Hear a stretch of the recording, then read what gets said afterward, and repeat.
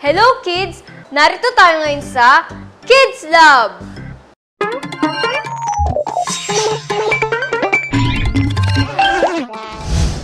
Nung nakaraan ay pinag-aralan natin ng tungkol sa vitamin A, B at C. Ang vitamin A ay para sa ating mata. Ang vitamin B ay nagbibigay enerhiya. At dahil sa vitamin C, madaling gumagaling ang ating mga sugat. O, kulang pa! Vitamins D, E at K. At yan naman ang ating pag-aaralan ngayon. Ang vitamin D ay ang kailangan natin para mapalakas ang ating mga buto. Maigi din ito para sa ating mga ngipin. Ito rin ang tumutulong para magkaroon tayo ng sapat na calcium na kailangan natin. Alam nyo bang nakakakuha din tayo ng vitamin D mula sa araw? Bawat isa sa atin ay kailangan din ng vitamin E. Sila ang pumoprotekta sa ating cells at tissue sa pagkasira. Mahalaga din ito para sa ating red blood cells, katulong ng vitamin B. Ang vitamin K naman ang tinatawag na plot master. Naaalala nyo pa ba yung nahiwa ka at nasugatan? Naalala nyo ba kung ano ang nangyari sa dugo mo? Tama! Namuo ito na siyang tumakip sa iyong sugat.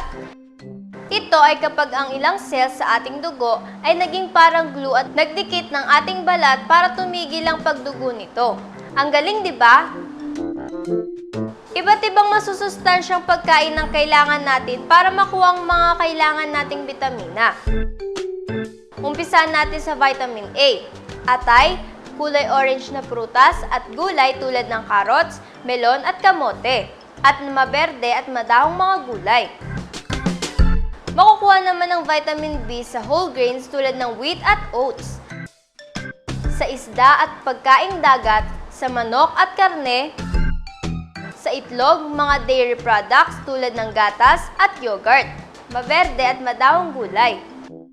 Ang mga pagkain tulad ng orange, melon, strawberries, kamatis, broccoli, repolyo o cabbage, kiwi fruits at sweet red peppers ay mayaman sa vitamin C.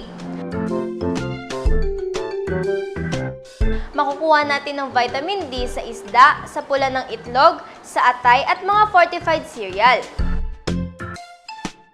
Wheat, oats, maberde at madahong gulay, vegetable oils tulad ng sunflower, canola at olive.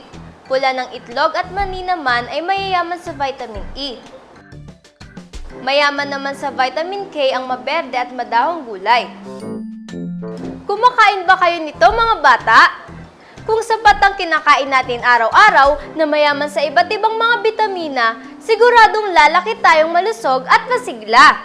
Kailangan din ng ating katawan ang mga mineral. Ano ba ito at paano ba tayo makakakuha nito? Yan ang ating pag-aaralan sa susunod kung laloobin ng Diyos. Kaya samahan niyo ulit ako dito sa Kids Lab, ang laboratorio ng mga batang Kristiyano!